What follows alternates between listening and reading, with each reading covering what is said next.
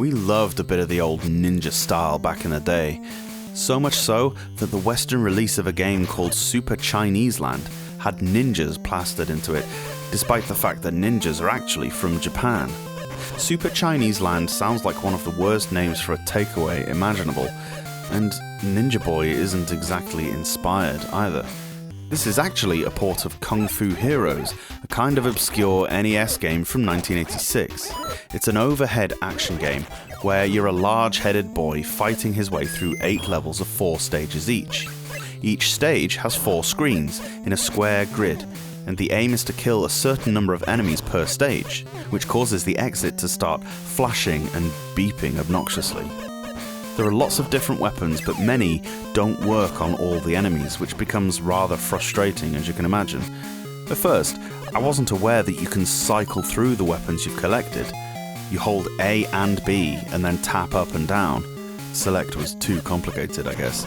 It's maddening to be trying to select the right weapon to use on a particular enemy using a ridiculous control scheme that doesn't always work, only to have that enemy brush up against you and kill you instantly.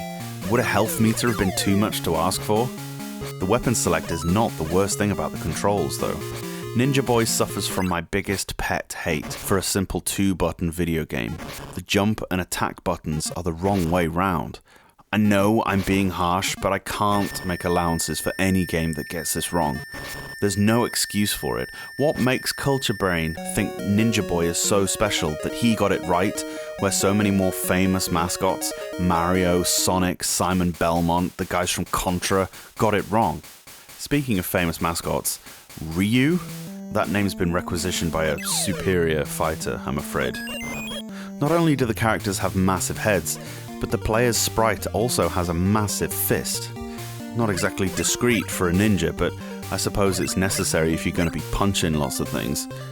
The jumping uses a weird pseudo 3D perspective, which is really hard to judge. The music is a mixture of cliched Chinese-style music and 8-bar blues, because why not?